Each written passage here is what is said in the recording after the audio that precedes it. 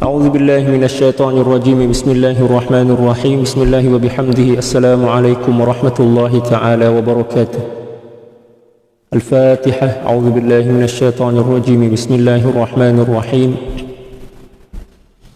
الحمد لله رب العالمين الرحمن الرحيم مالك يوم الدين إياك نعبد وإياك نستعين اهدنا الصراط المستقيم صراط الذين أنعمت عليهم غير المغضوب عليهم ولا الضالين آمين. إن الله وملائكته يصلون على النبي يا أيها الذين آمنوا صلوا عليه وسلموا تسليما. اللهم صل على سيدنا محمد عبدك ورسولك النبي الأمي وعلى آله وسلم. اللهم صل على سيدنا محمد عبدك ورسولك النبي الأمي وعلى آله وسلم. اللهم صل على سيدنا محمد عبدك ورسولك النبي الأمي وعلى آله وسلم. اللهم صل على سيدنا محمد عبدك ورسولك النبي الأمي وعلى آله وسلم. اللهم صل على سيدنا محمد عبدك ورسولك النبي الأمي وعلى آله وسلم. اللهم صل على سيدنا محمد عبدك ورسولك النبي الأمي وعلى آله وسلم. اللهم صل على سيدنا محمد عبدك ورسولك النبي الأمي وعلى آله وسلم. اللهم صل على سيدنا محمد عبدك ورسولك النبي الأمي وعلى آله وسلم. اللهم صل على سيدنا محمد عبدك ورسولك النبي الأمي وعلى آله وسلم. اللهم صل على سيدنا محمد عبدك ورسولك النبي الأمي وعلى آله وسلم. اللهم صل على سيدنا محمد عبدك ورسولك النبي الأمي وعلى آله وسلم. اللهم صل على سيدنا محمد عبدك ورسولك النبي الأمي وعلى آله وسلم. اللهم صل على سيدنا محمد عبدك ورسولك النبي الأمي وعلى آله وسلم. اللهم صل على سيدنا محمد عبدك ورسولك النبي الأمي وعلى آله وسلم عدد ما وسعه علم الله. الحمد لله والصلاة والسلام على المبعوث رحمة للعالمين سيدنا ومولانا وقرة أعيننا وحبيب قلوبنا سيد الأولين والآخرين سيدنا محمد وعلى آله وصحبه أجمعين. اللهم اغفر لأمة سيدنا محمد صلى الله عليه وسلم وأصلح أمة سيدنا محمد صلى الله عليه وسلم وفرج عن أمة سيدنا محمد صلى الله عليه وسلم وارحم أمة سيدنا محمد صلى الله عليه وسلم وألف بين قلوب أمة سيدنا محمد صلى الله عليه وسلم لما تحب وترضاه وافتح لنا فتوح العارفين بك بحق سيدنا محمد صلى الله عليه وسلم. سبحانك لا علم لنا إلا ما علمتنا إنك أنت العليم الحكيم ولا حول ولا قوة إلا بالله العلي العظيم. رب اشرح لي صدري ويسر لي أمري واحلل عقدة من لساني يفقه قولي. وصلى الله على سيدنا محمد وعلى آله وصحبه وسلم. Alhamdulillahi Rabbil Alamin. Alhamdulillah, kembali berjumpa dengan saya Al-Faqir Ilallah Sultan Mujahidin dalam kajian kitab Al-Adabul Mardiyah Lisalik Tariqis Sufiyah karangan daripada Sayyidi Al-Imam Muhammad bin Ahmad Al-Buzidi radhiyallahu ta'ala anhu wa nafa'na Allah bi'ulumihi wa ulumi syuyukhihi wa syuyukhina wa jami'i awliya'illahi salihin fid darain Allahumma amin. Pada pagi hari ini insyaallah kita akan membahas tentang adab ke-28 muka surat 30 atau halaman 30. Adamus syuru'i fi ayyi halin illa bi'izni syekh. Tidak melakukan sesuatu apapun kecuali setelah mendapat kebenaran daripada syekh atau izin daripada syekh. Seperti yang telah saya sampaikan semalam atau kemarin bahwa izin daripada syekh itu melalui 3 tahapan atau 3 kategori. Yang pertama adalah al-iznu bil lafz, izin dengan lafaz. Yang kedua adalah izin dengan isyarah, dan yang ketiga adalah izin dengan lintasan hati. Ya, seperti yang saya sebutkan kemarin bahwa seseorang bila mana masih lagi berada pada golongan minal mubtadiin, ya, golongan awam, para pemula, maka ketika mana dia meminta izin kepada guru dia, syekh akan bagi izin kalau sekiranya dibagi izin, layak untuk dibagi izin dengan lafaz, dengan mengatakan saya izinkan, saya bagi izin dan lain sebagainya. Tapi bila mana dia telah pun mula dewasa, beranjak ke tahapan yang lebih baik, atau dipanggil dengan istilah minal fi halatil wasat, berada di pertengahan bukan tergolong sebagai para pemula, demikian juga belum sampai kepada tujuan, maka izin itu selalunya dibagi melalui isyarat. Sebab golongan kedua ini adalah sahibul isyarah. Innamal labibu bil isyarati yafhamu. Sesungguhnya orang-orang cerdik pandai boleh memahami sesuatu itu melalui isyarat. Itu pada golongan yang kedua. Adapun izin dalam menurut peringkat yang ketiga adalah bukan menggunakan lafaz dan juga bukan menggunakan isyarat, tetapi memang melintas dalam hati dia. Apa yang melintas dalam hati guru dia disebabkan karena kuatnya hubungan cinta dan kasih sayang antara seorang syekh dengan guru. Dan ini selalunya berlaku di kalangan ahlil muntaha, maknanya seseorang yang telah sampai kepada peringkat kesempurnaan tauhid dan ma'rifah kepada Allah Subhanahu wa taala. Oke, kita teruskan. Qal wa kadzalika idza adhina laka fi syai'in kas-su'ali mathala fala tashra' fihi hatta ta'rifa haqiqatah.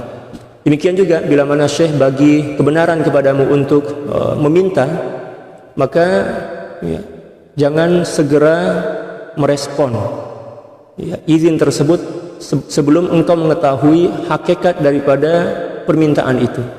Jadi misal syekh bagi izin kepada kita untuk bertanya sesuatu atau meminta sesuatu, kita kena faham dulu maksud daripada meminta kalam syekh itu apa.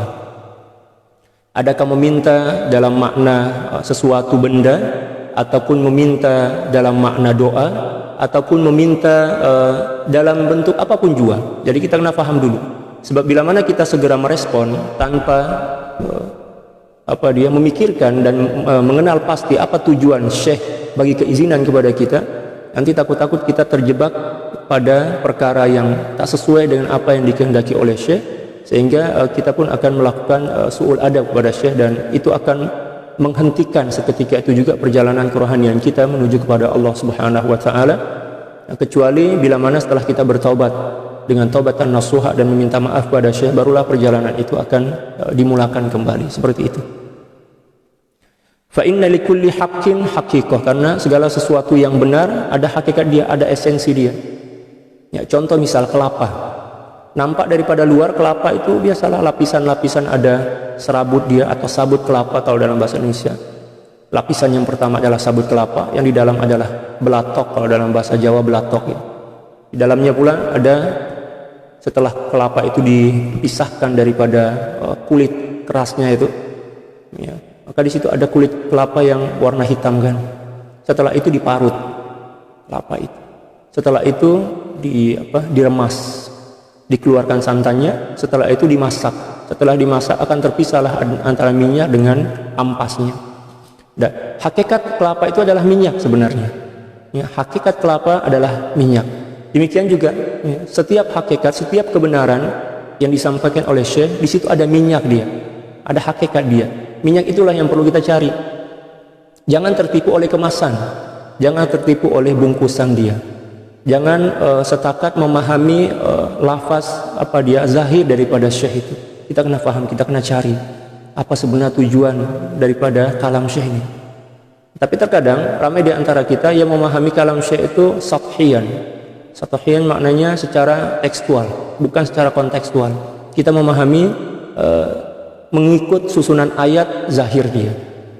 Ya.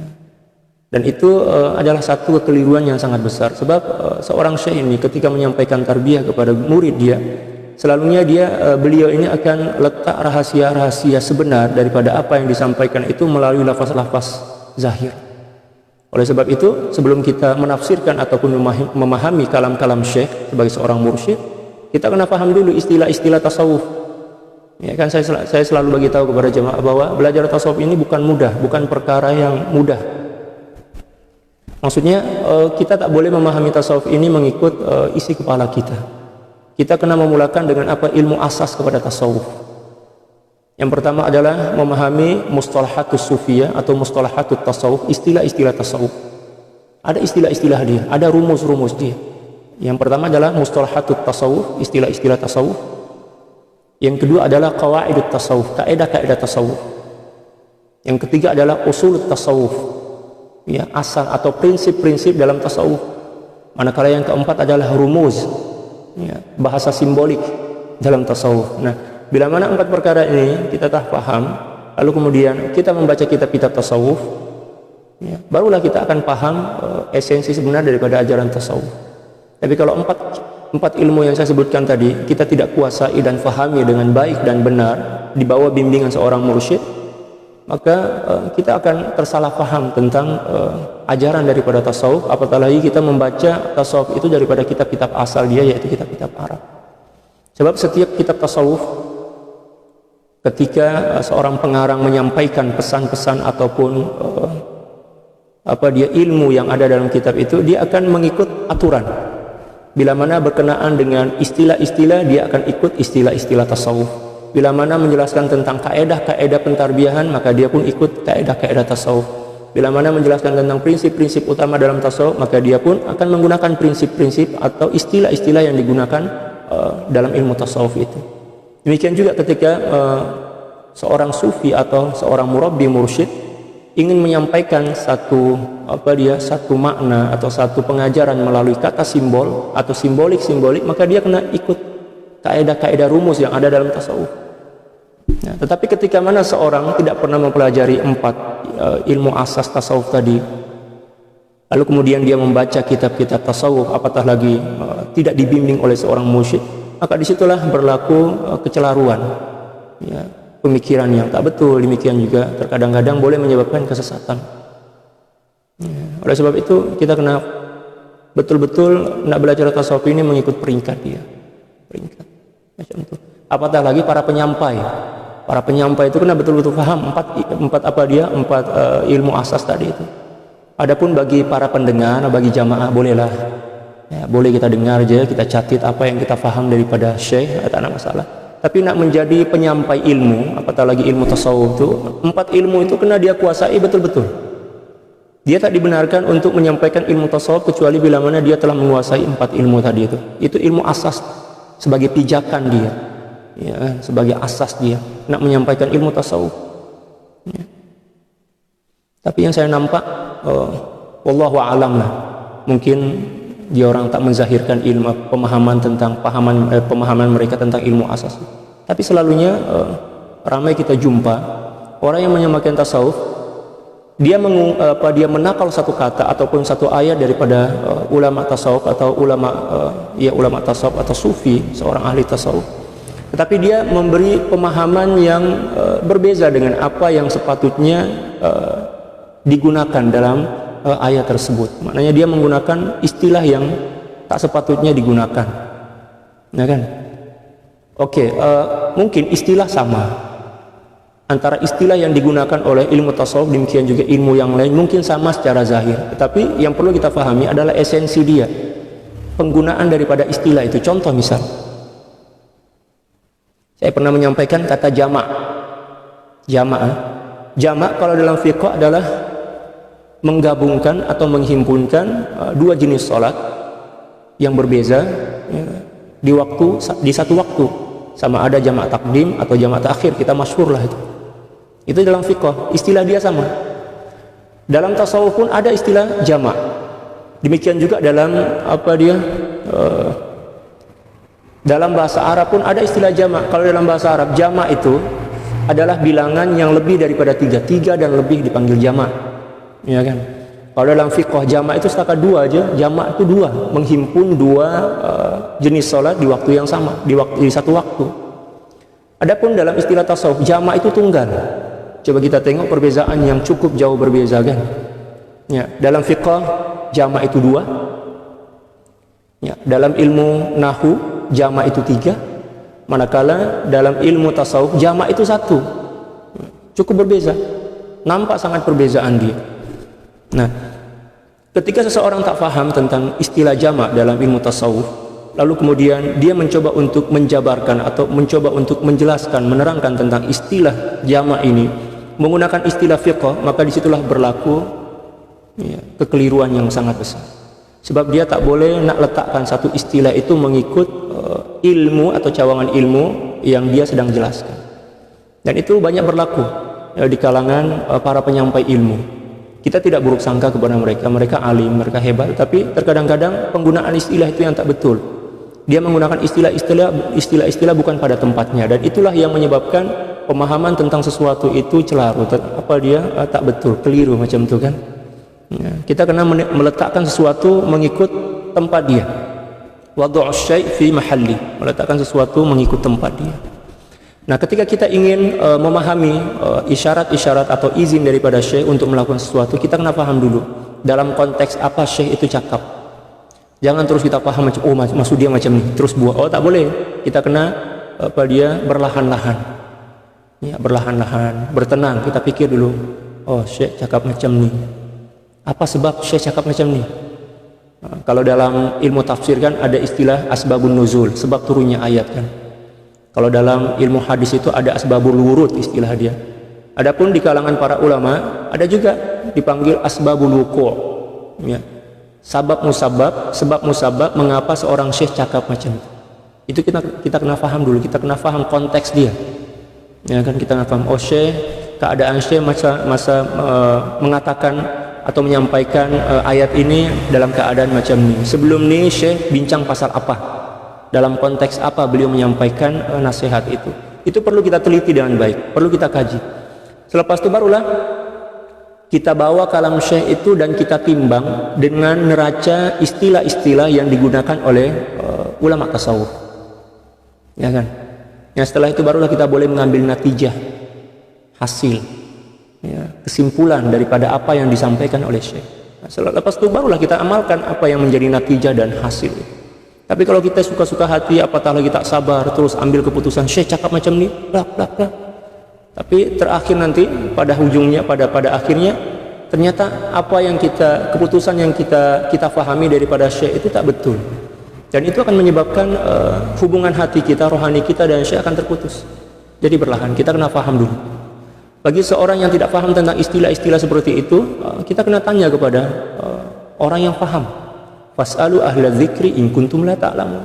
Bertanyalah kepada ahlinya bila mana kamu tak faham. Jangan kita menafsirkan mengikut kepala kita, sebab itu cukup berbahaya. Itu akan merosakkan pentarbiyahan kita dan juga akan mengeruhkan hubungan rohani kita dengan syekh.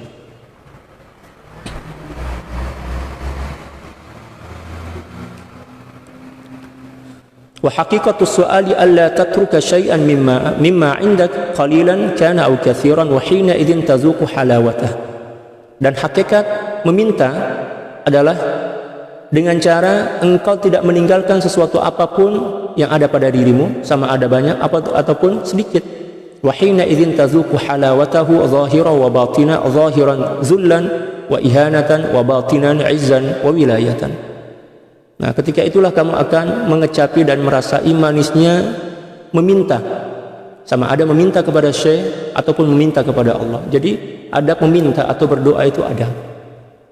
Seseorang yang berdoa tanpa mengedepankan adab dan tidak memahami pengertian daripada doa, maka ketika mana dia berdoa, walaupun nampak sedang melakukan ibadah, sebab doa itu ibadah kan, tapi sebenarnya dia sedang melakukan suatu keburukan karena apa? Tidak menunaikan adab-adab, demikian juga aturan-aturan doa atau meminta yang telah digariskan, telah ditetapkan oleh para ulama kita.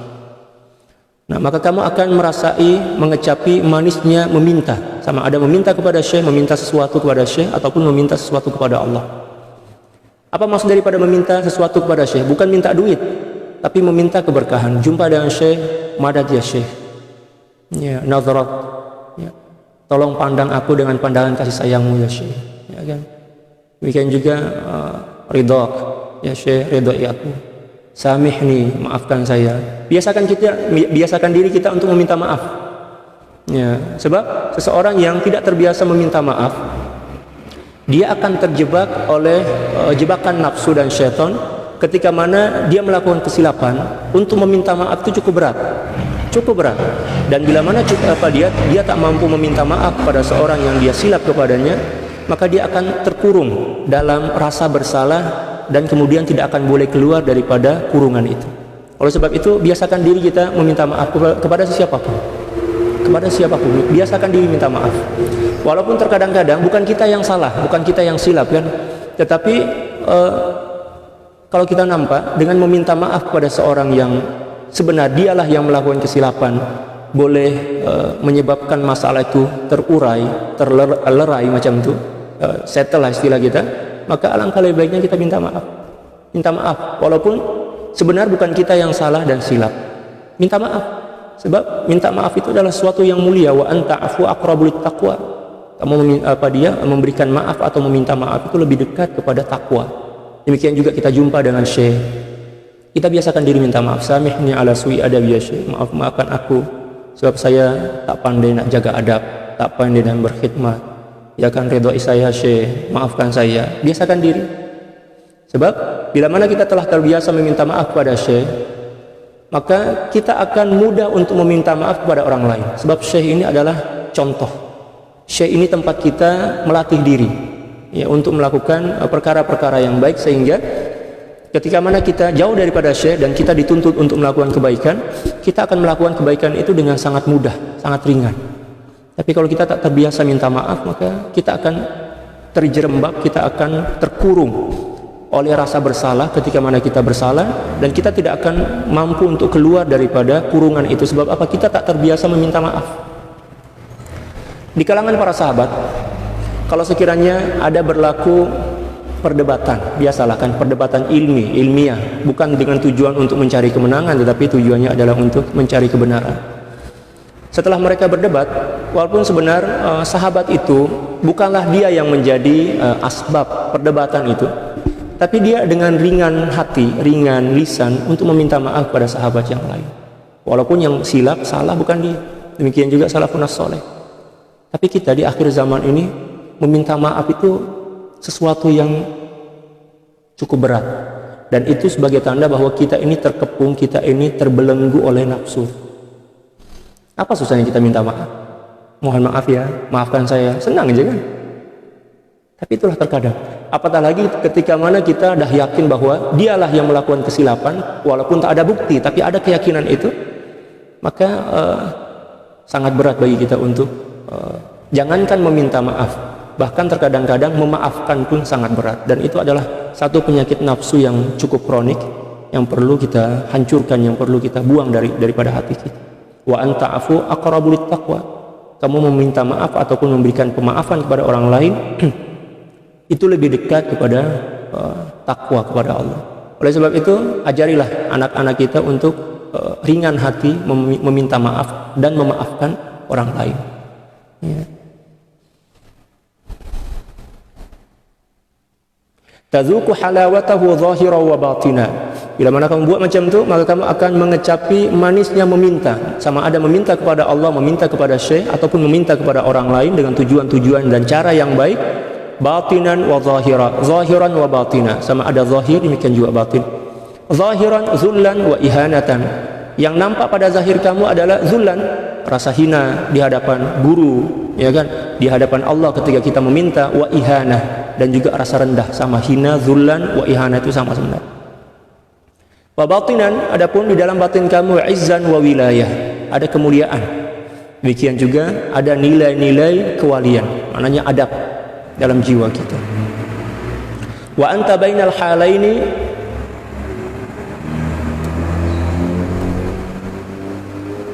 wa anta bainal halaini tatabakhtaru in nazarta ila zahirika wajadta wasfal 'abdi wa in nazarta ila batinika wajadta wasfal qurbi. Dan kamu senantiasa berada di pertengahan. Jadi kita seorang hamba ini, kita diapit atau dikelilingi oleh dua jenis sifat. Yang pertama adalah sifat kehambaan yang merupakan sifat asas kita. Yang kedua adalah sifat ketuhanan. Seseorang yang arif billah, seorang yang sempurna ma'rifah dia kepada Allah, dia mesti akan berada di antara dua sifat ini, dua sifat misal. Ya. Hati dia nampak sifat ketuhanan, dia akan nampak keagungan dan kemuliaan Allah kan. Tetapi pada zahir dia, ketika dia memandang kepada zahir dia, kepada diri dia, akan nampak sifat kehambaan. Oh, saya ini hamba, saya ini adalah hamba yang hina, penuh dosa, penuh kesilapan, ya kan, kelemahan. Tapi bila mana dia melihat kepada hati dia, di situ ada kemuliaan, dan kemuliaan itu adalah sifat ketuhanan. Oh, dalam hati saya ada iman.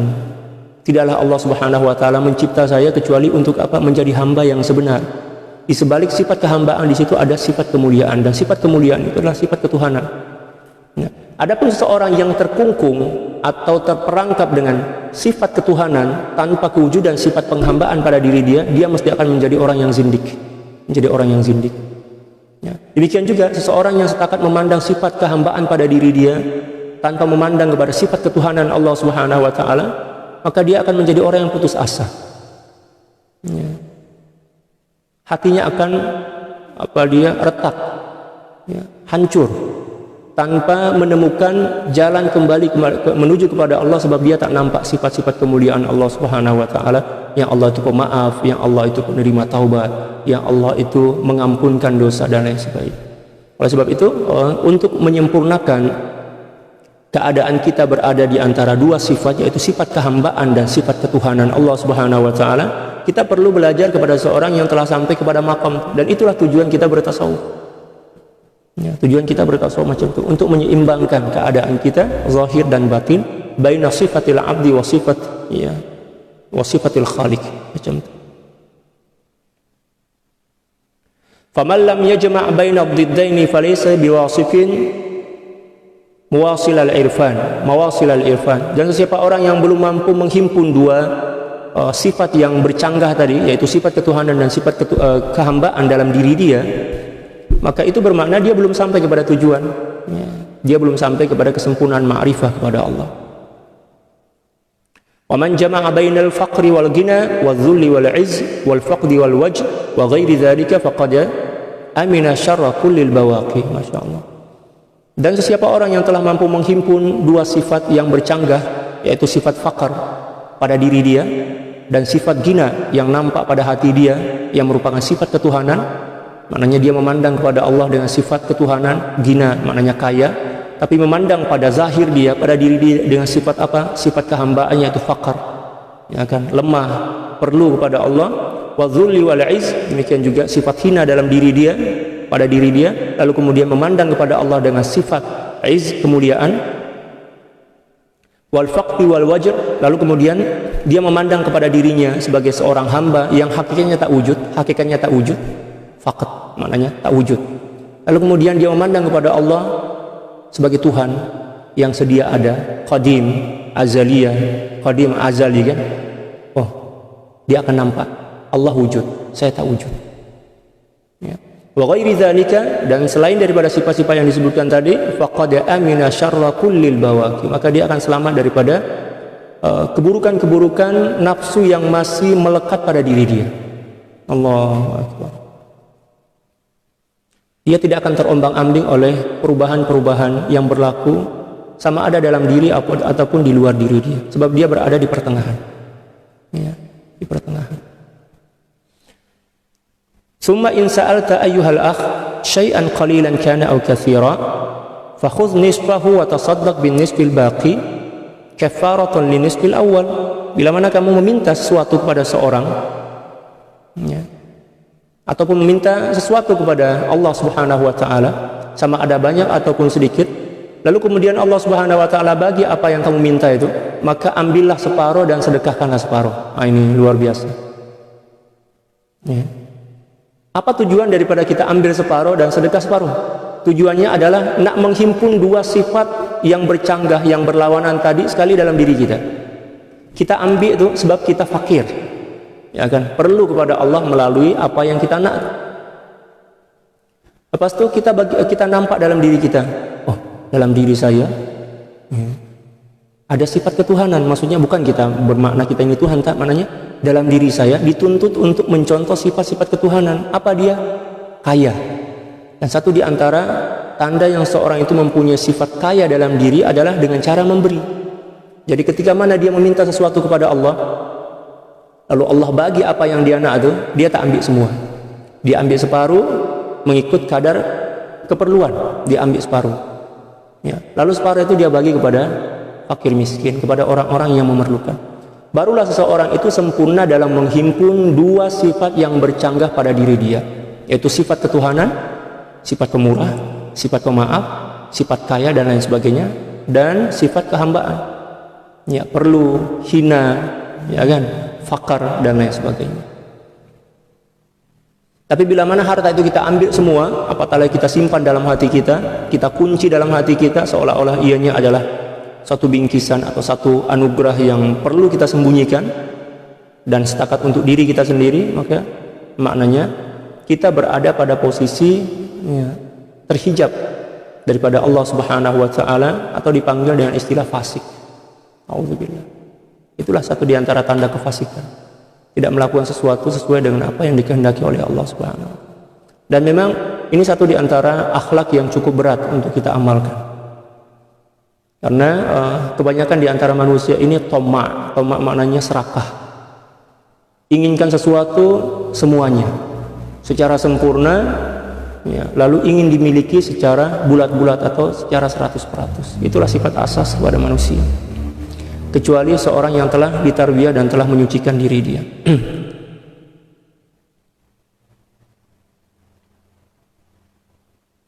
Hada in kana laka auladun wa illa fayakfika minhu ma taridu bihi ju'uk, ma taruddu bihi ju'ak. Ya, bila mana kamu ada anak dan istri, maka ambillah separuh apa yang Allah bagi kepada kamu. Ambil separuh, apa separuh itu bagi kepada fakir miskin.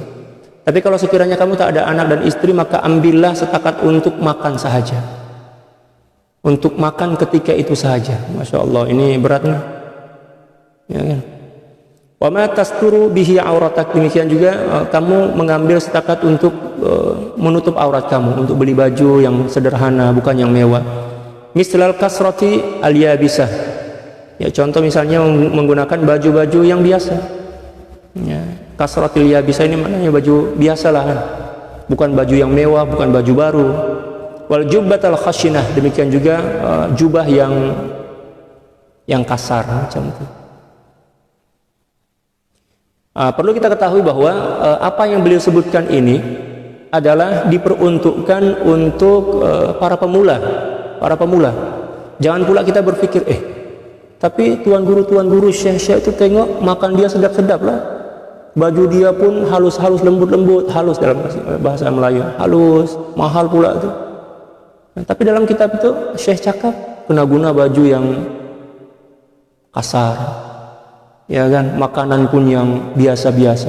Memang pada mulanya macam itu, nak mentarbiyah nafsu kita itulah, agar tidak ingin kepada dunia. Tapi nanti bila mana nafsu itu telah suci, maka kita boleh menikmati dunia ini, ya, mengikut kadar kemampuan dan keperluan kita. Macam itu. Jadi jangan kita mengukur keadaan syekh dan keadaan kita. Kan suatu masa dulu Siri Syekh Abdul Qadir Al-Jilani didatangi oleh seorang pakcik yang membawa anak dia, ya kan? Dia cakap, Tuan Syekh, saya nak serah anak saya untuk ditarbiyah. Oke, saya terima.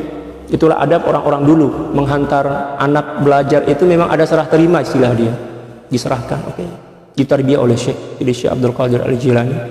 Tiap-tiap hari disuruh untuk berpuasa, berzikir, mujahadah.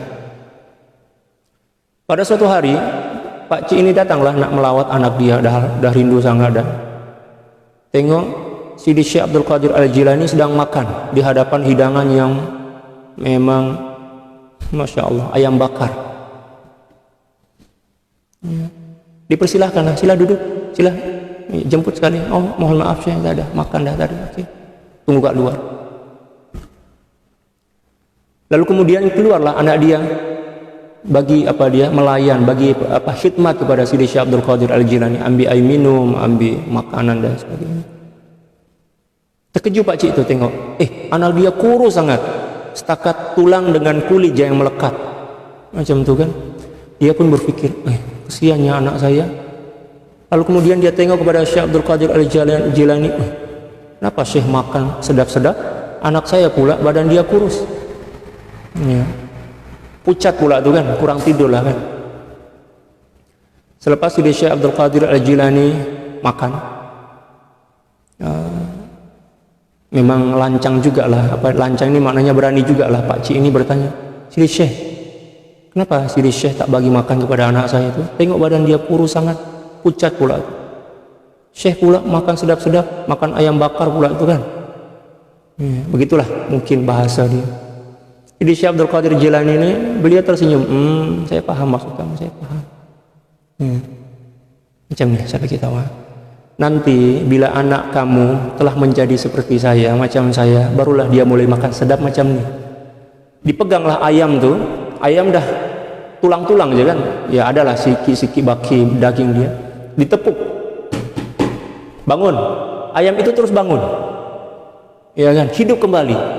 Terkejut Pak C itu, hampir pingsan lah sebab terkejut kan. Nah nanti kalau anak kamu udah macam saya nih, dah mujahadah berpuluh-puluh tahun, barulah dia boleh makan sedap macam ini. Ya. Maksudnya apa? Permulaan kita melakukan atau melalui proses perjalanan kerohanian ini memang susah dan payah. Kita kena puasa hampir tiap-tiap hari, kurangkan tidur kan, ya, kurangkan pergaulan, banyakkan berzikir, kurangkan cakap. Memang tubuh badan itu memang kurus lah, macam papan. Kalau kena angin sedikit boleh jatuh. Tapi itu beberapa masa aja untuk mentarbiyah nafsu itu. Bila mana nafsu telah pun tunduk dan patuh kepada syariat, kepada keinginan Allah Subhanahu wa taala, maka boleh kita makan sedap-sedap. Ya, seperti mana para murabbi, para mursyid kan dia orang makan sedap-sedap. Sebab apa? Tak ada kesan langsung ke dalam hati dan nafsu mereka. Kalau kita nih, Allahu Akbar. Kesan makanan itu memang cukup besar dalam hati kita kan. Ya, nafsu kita tuh.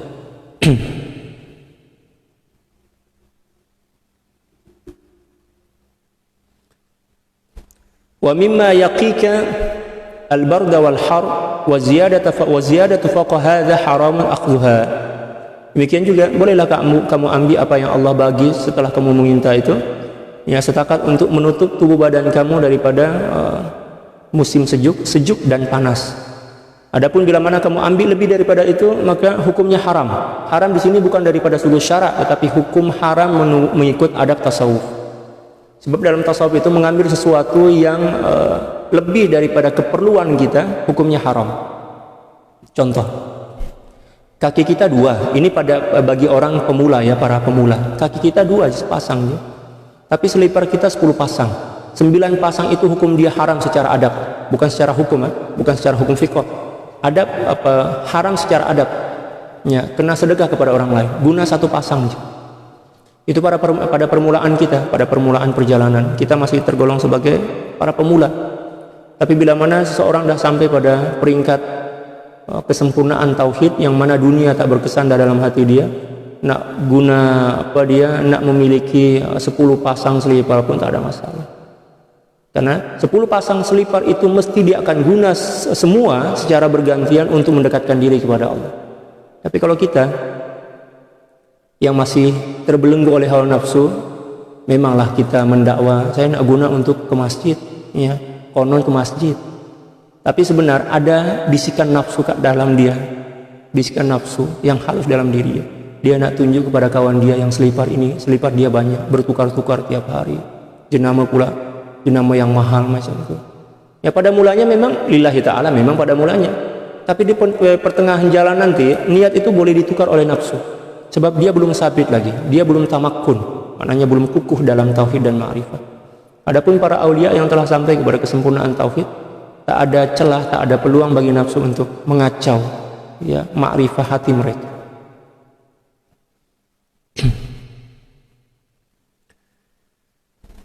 Seterusnya, ada mudhanni su'i bisyekhi, ada mudhanni su'i bisyekhi nahwahu. Tidak berburuk sangka kepada syekh. Adab ke-29, wa min adabil murid, dan satu di antara adab seorang murid,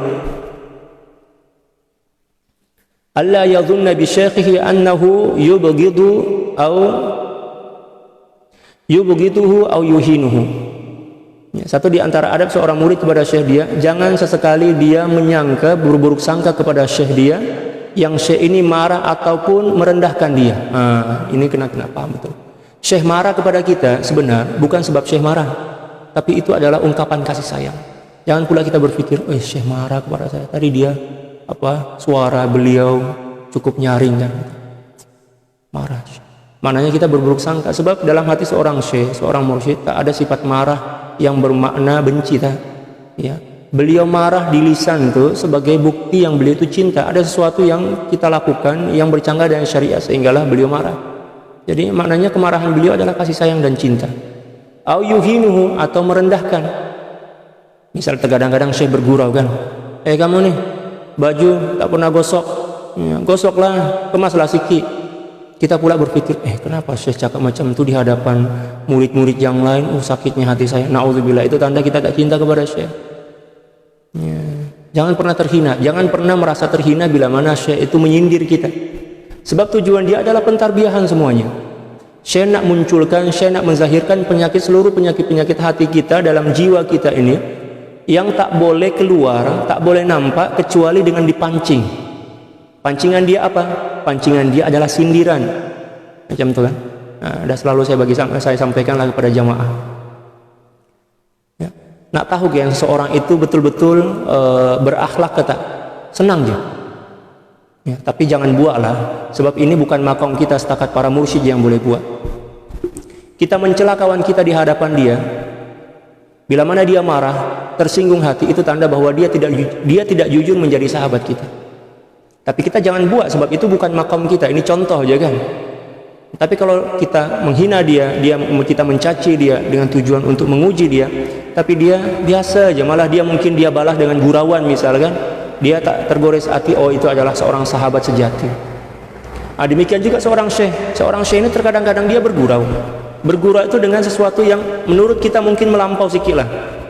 Macam tadi kan, awak nih baju ya, tak kemas pun, gosoklah sikit. Ya. Tak boleh gosok kan? Sini saya gosokkan misalkan. Sebenar tujuan Syekh cakap macam itu bukan untuk menghina kita, na'udzubillah, hasya, tak mungkinlah Syekh menghina kita.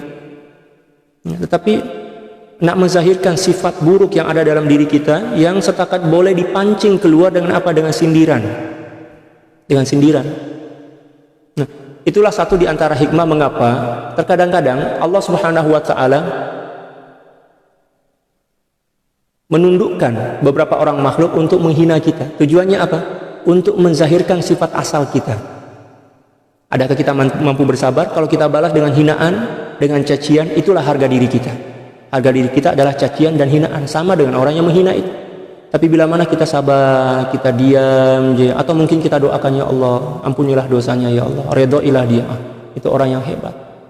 Jadi cobaan, cacian, makian yang Allah hantar kepada diri kita itu untuk menguji kita, untuk mencabar kita, untuk menzahirkan sifat buruk yang bersembunyi dalam diri kita ini, yang tak boleh nampak, tak boleh zahir kecuali melalui cara itu. Ya, kecuali melalui cara itu. Demikian juga Syekh kepada diri kita, dia akan pancing penyakit-penyakit hati itu terkadang-kadang dengan sindiran, ya, dengan gurauan yang mungkin pada zahirnya boleh menyakitkan hati kita, tapi hakikatnya Syekh itu sedang memancing penyakit. Beliau itu geram sebenarnya. Kalau sekiranya penyakit itu macam paku boleh terus cabut, mungkin beliau terus cabut, tapi tak boleh, sebab penyakit itu berselindung di sebalik nafsu kan. Ya, Syekh itu geram sangatlah, dipancinglah sifat itu agar keluar, dan kita sadar yang kita ini sebenarnya pemarah, kita ini cepat tersinggung kan, ya, tidak mudah memaafkan, dipancing oleh Syekh dengan sindiran, ya, demikian juga dengan perkataan-perkataan yang mungkin menggores hati kita. Tujuannya apa? Nak memperkenalkan tentang diri kita sendiri, bahwa itulah harga diri kita, mudah tersinggung, ya, sukar untuk memaafkan orang lain, ya, dan lain sebagainya. Oleh sebab itu kita tak dibenarkan dan juga malah diharamkan untuk berburuk sangka kepada Syekh. Walau qalla adabuh, walaupun murid itu adab dia buruk, Syekh tidak akan pernah marah kepada dia, marah dalam maksud benci, tak pernah, atau menghina, tak, na'udzubillah. Kalau sekiranya nampak misal Syekh itu seolah-olahnya menyindir dan lain sebagainya, itu sebenarnya adalah satu di antara metode dalam pentarbiyahan. Contohnya macam ni, kita kalau sayang kepada anak kan, terkadang anak kita itu kita panggil dengan panggilan yang secara zahir itu nampak macam menghina, tapi sebenarnya bukan menghina pun, itu adalah panggilan kesayangan. Ya, misal anak dia misal apa, mohon maaf lah, kurus misal, kamu kurus, mari sini. Ya, dia cakap si kurus macam itu bukan bermakna menghina, tak, na'udzubillah. Itulah panggilan kesayangan dia, cara dia macam itu. Masing-masing ayah mempunyai cara memanggil anak dia sesuai dengan apa? Dengan rasa hati dia, ya kan? Yang gemuk dipanggil gemuk lah, kamu si gemuk, si gendut, dalam bahasa Indonesia si gendut, sini kamu, ya, dipeluk, disayang, dibagi hadiah. Macam itulah juga Syekh. Terkadang-kadang nampak marah kepada kita, kamu buat macam ini kenapa? Ya, itu adalah teguran kasih sayang sebenarnya kan. Tapi terkadang kita tak paham, sebab apa? Kita tak pernah belajar tentang ilmu adab macam ini. Benda-benda macam itu disebutkan dalam kitab adab lah. Ya, oleh sebab itu, alhamdulillah Allah bagi dia petunjuk kepada kita untuk boleh baca kitab ini untuk mengenali dia keburukan-keburukan adab yang ada pada diri kita, kemudian kita perbetulkan biiznillah.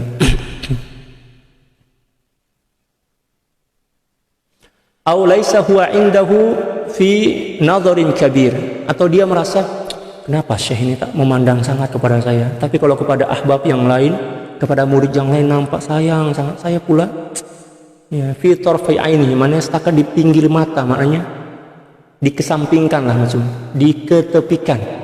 Jumpa dengan Syekh, salam, lepas tu Syekh seolah-olah buang muka, kita pula tergores hati, Syekh marah kepada saya, Syekh tak sayang kok kepada saya. Nauzubillah, itu buruk sangka itu. Sebab seorang syekh ni, seorang mursyid, tak ada sedikit pun rasa benci dalam hati dia. Kalau ada rasa benci, bukan wali lah, iblis lah tu. Mana ada seorang wali ada rasa benci dalam diri dia? Tak ada. Tak ada. Tapi terkadang kita merasa, misal katalah kita WhatsApp atau kita message Syekh, udah 3 hari, 4 hari, 5 hari, Syekh tak balas. Kita berpikir, Syekh marah kok kat saya. Nauzubillah, itu buruk sangka.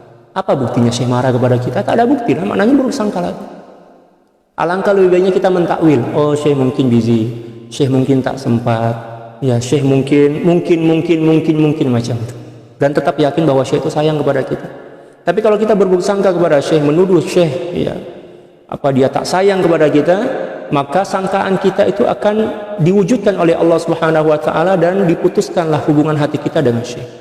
Sebab sebagai hukuman ke atas diri kita yang berburuk sangka kepada wali Allah Subhanahu wa taala, kepada seorang wali. Ya kan? Tetap berbaik sangka kepada Syekh. Sebab dalam hati para aulia ini tak ada rasa benci, tak ada sifat suka menyindir dengan tujuan untuk menjatuhkan dan menghina, tak ada. Nauzubillah. Ya, hati mereka suci, bersih. Ya kan? Kita kena faham tuh. Au annahu yarfa'u alaihi ghairahu, atau dia merasa kenapa pula murid yang itu diangkat sebagai wakil, saya pula tak diangkat sebagai wakil, saya dah lama dah berkhidmat kepada Syekh, kenapa itu baru jumpa beberapa hari dia pula diangkat menjadi penterjemah, saya ini dah lama dah bersama Syekh, kenapa pula tak angkat saya je lah angkat, saya lebih pandai. Nauzubillah. Sudahlah berburuk sangka, lepas itu pula merasa bangga dan sombong pula dalam diri dia. Dah berlipat-lipatlah penyakit hati itu. Walau kasurat mawaddatu dzalikal ghair, walaupun seseorang itu memang mempunyai rasa cinta yang lebih kepada Syekh, tapi Syekh membalas cinta kepada seluruh muridnya dengan cara yang sama. Semua dipandang satu, seperti anak kandung semuanya. Ya, walaupun memang dalam tingkah laku terkadang-kadang nampak seolah-olah Syekh lebih menyayangi yang lain daripada yang lain, tapi sebenarnya dalam hati sama aja. Ya, adapun dalam penampakan zahir itu tujuannya agar kita sadar bahwa ketika mana Syekh nampak seolah-olah lebih menyayangi, seolah-olah aja lebih menyayangi ahbab yang lain atau murid yang lain, sebenarnya itu adalah teguran kepada Syekh, teguran daripada Syekh kepada diri kita bahwa dalam diri kita ini ada suatu benda yang tak betul yang menyebabkan kita tak layak untuk memperoleh perlakuan yang sama daripada Syekh seperti mana sahabat yang lain. Jadi permainan baik sangka itu senantiasa kita lintaskan dalam pikiran dan hati kita. Berbaik sangka, apapun kata Syekh, apapun cakap Syekh, apapun tingkah laku Syekh, semua kita maknai dengan cara yang betul, berbaik sangka kepada beliau. Kepada orang awam pun kita diwajibkan berbaik sangka kan, apatah lagi kepada guru kita sendiri, ya kan? Ya, secara logik macam itu. Fa inna hadza kulluhu su'u adab. Karena sungguhnya semua perilaku dan sifat di atas yang disebutkan tadi itu adalah su'ul adab, menyangka bahwa Syekh marah kepada dia, menghina dia, ataupun membanding-bandingkan diri dia dengan orang lain, ya kan? Nauzubillah. Ya. Jangan berburuk sangka kepada Syekh. Yuqi sahibahu fil hasadi wasyatati walil ikhwan, yang akan menyebabkan seorang yang mempunyai buruk sangka tadi itu akan hasad, akan iri dengki kepada murid-murid yang lain. Ya nampak itu lebih rapat kepada Syekh. Geramnya. Baru jumpa dengan Syekh dah rapat dah. Saya dah puluh-puluh tahun tak pernah pun Syekh buat macam itu kepada saya, tak pernah pun Syekh bagi hadiah kepada saya. Mulalah hasad, iri dengki, naudzubillah. Terkadang-kadang Syekh ni lebih mesra kalau dalam bahasa Indonesia, lebih akrab, lebih dekat, lebih hormat kepada murid-murid yang baru. Ya sebab memang murid baru, ya, hati dia kena ditaklif. Taklif maknanya dipujuk. Nah sini agar dia lebih semangat dan lebih termotivasi untuk melakukan pentarbiyahan. Bukan sebab Syekh cinta membenci yang lain dan mencintai yang lain, tak? Sama aja cinta Syekh kepada seluruh murid-murid dia sama. Dia tidak membeza-bezakan mengikut kasta, tidak membeza-bezakan mengikut keilmuan, tidak membeza-bezakan mengikut umur, tak? Cinta beliau itu sama. Cinta beliau sama. Wasyatati lil ikhwan, demikian juga boleh menjadi sebab perpecahan, perbalahan di antara murid-murid. Ya, bila mana kita berburuk sangka kepada Syekh, kenapa pula Syekh lebih sayang kepada ini, kita mula berburuk sangka kepada Syekh, lepas itu pula iri dengki kepada sahabat yang lebih rapat kepada Syekh, naudzubillah. Yaqa fihi ma'amal la sidqa lahu wal mubtala bihi qalla ayyuflih. Dan perkara ini selalunya berlaku pada diri seseorang murid yang kejujurannya dalam mencintai Syekh kurang, tidak jujur dalam mencintai Syekh. Dan seseorang yang diuji dengan buruk sangka kepada Syekh ini jarang berjaya dalam pentarbiyahan. Ya. Kalau Allah Subhanahu wa taala berfirman, "Wadzalika dhannukum alladhi dhanantum bi rabbikum arda lakum fa asbahtum minal khasirin." Ya. Allahu Akbar.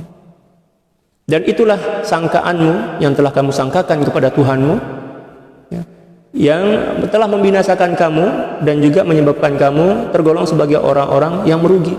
Ya. Jadi dalam ayat ini Allah Subhanahu wa taala menyebutkan bahwa satu di antara asbab kehancuran dan kebinasaan seorang hamba atau suatu golongan adalah ketika mana dia berburuk sangka kepada Allah. Buruk sangka inilah yang menggiring dan menyebabkan dia hancur, menyebabkan dia celaka dan tergolong sebagai orang-orang yang merugi.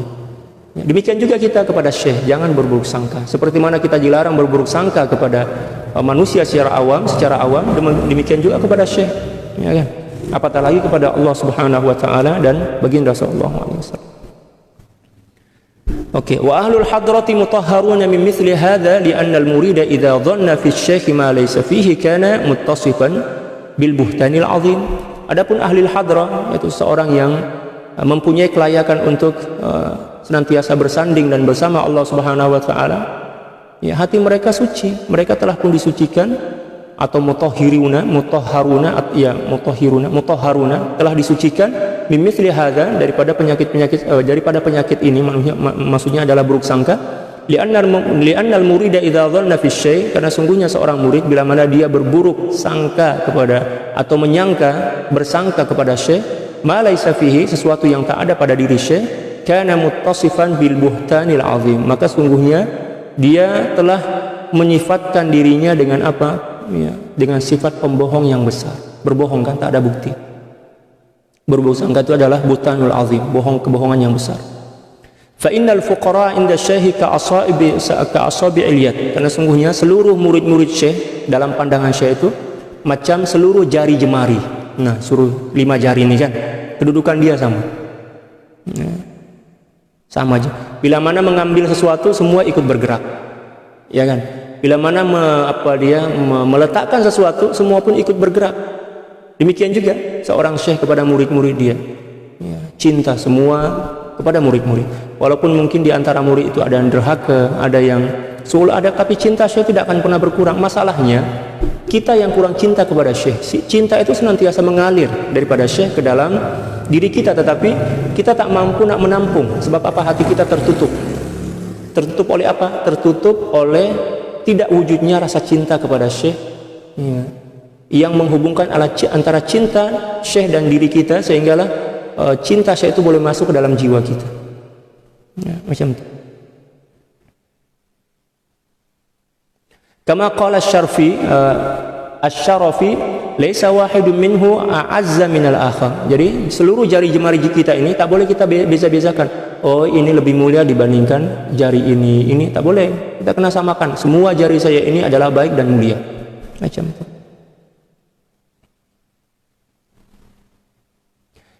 Walau fa'ala ma fa'al, walau apapun yang dilakukan oleh satu di antara jemari ini, kedudukan dia sama. 10 jari ini adalah jari kesayangan, jari jemari kesayangan kita, dan fungsi dia sama untuk menolong kita melakukan ketaatan kepada Allah. Fatahhir qalbaka ya akhi min awsafil basyariyati allati mana'atka asrara ar-ruhaniyah. Oleh sebab itu, wahai saudaraku, bersihkanlah, sucikanlah jiwamu, hatimu daripada sifat-sifat keburukan manusia yang menyebabkan engkau terhalang daripada memandang atau mengecapi rahasia-rahasia kerohanian, sifat-sifat basyariah kita. Sifat basyariah mana sifat-sifat buruk lah, cepat marah, cepat tersinggung, sukar untuk memaafkan dan lain sebagainya.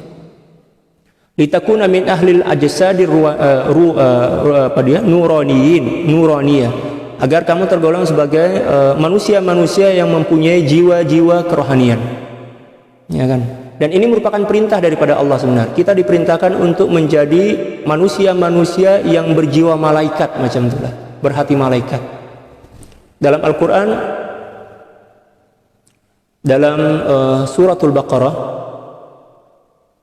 suratul Ali Imran, juzuk yang ketiga, Allah Subhanahu wa taala berfirman, "Walakin kunu rabbaniyyin bima kuntum tu'allimunal kitaba wa bima kuntum tadrusun." Akan tetapi kata Allah Subhanahu wa taala, jadilah kalian sebagai kunu rabbaniyyin, sebagai orang-orang rabbani, maknanya manusia yang nampak jasad dia, ya, zahir dia manusia, tetapi hati dia adalah hati malaikat. Ya kan? Laqad ihtajabta fi mahalli raf'il hijab.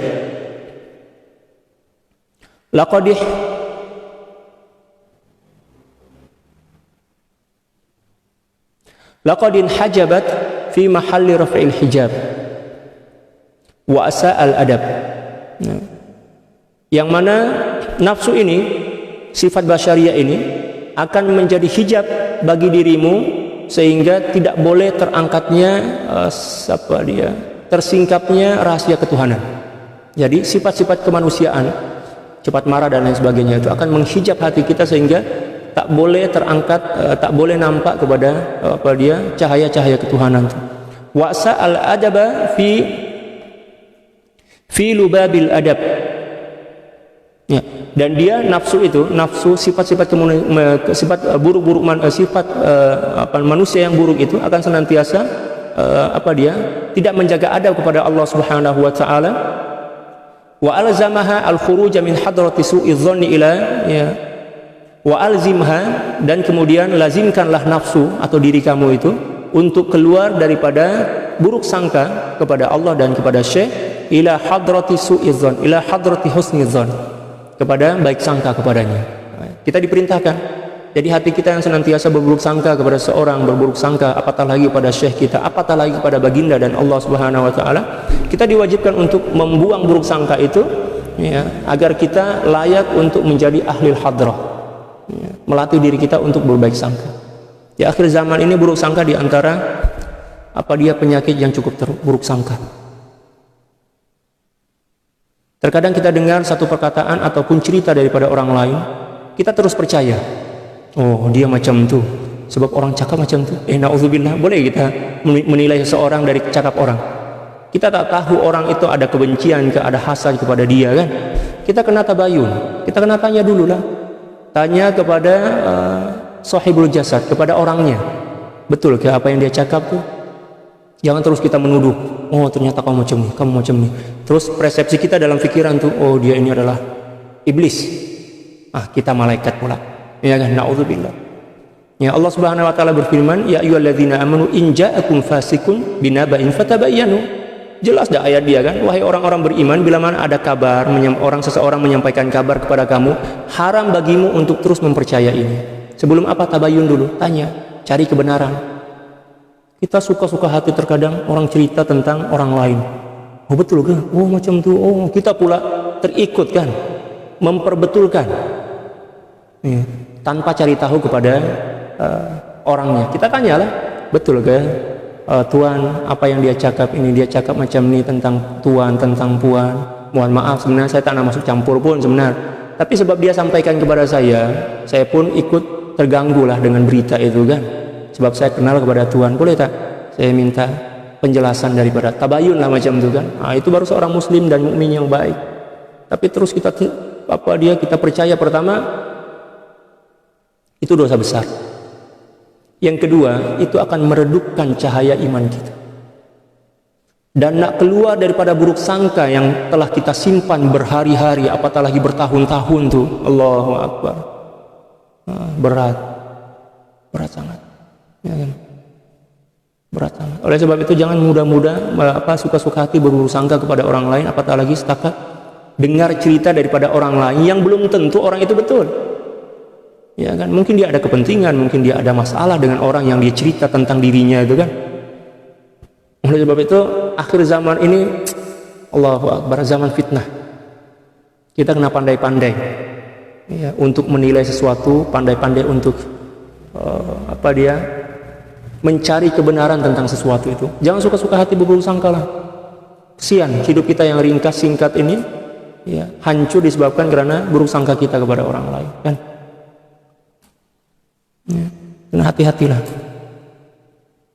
Wamna'ha min syahawatiha, dan tegahlah nafsu itu daripada keinginan-keinginannya. Wa tahhir qalbaka min ru'unati basyariyatik, dan bersihkanlah jiwa hati kamu daripada bisikan-bisikan dan kecendungan ya jasad kamu.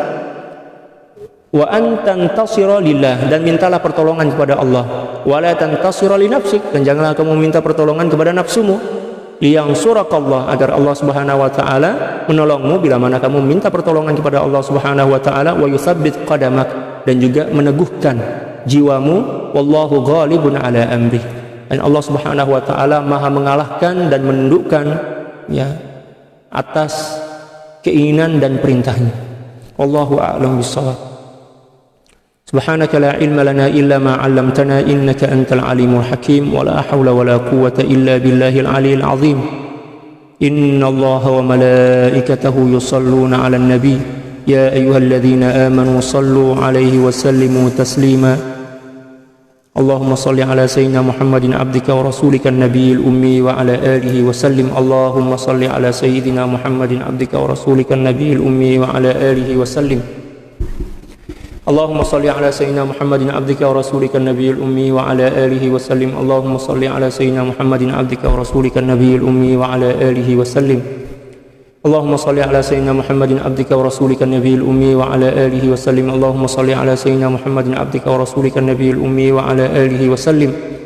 Allahumma salli ala sayyidina Muhammadin 'abdika wa rasulika an-nabiyil ummi wa 'ala alihi wa sallim. Allahumma salli ala sayyidina Muhammadin 'abdika wa rasulika an-nabiyil ummi wa 'ala alihi wa sallim. Allahumma salli ala sayyidina Muhammadin 'abdika wa rasulika an-nabiyil ummi wa 'ala alihi wa sallim. Allahumma salli ala sayyidina Muhammadin 'abdika wa rasulika an-nabiyil ummi wa 'ala alihi wa sallim 'adada ma wasi'ahu 'ilmullah. Subhanaka la 'ilma lana illa ma 'allamtana innaka antal alimul hakim, wa la hawla wa la quwwata illa billahil 'aliyyil 'azim. Wallahul muwaffiq wal hadi ila sabilir rasyad wal 'afwu minkum. Assalamu alaikum warahmatullahi ta'ala wabarakatuh.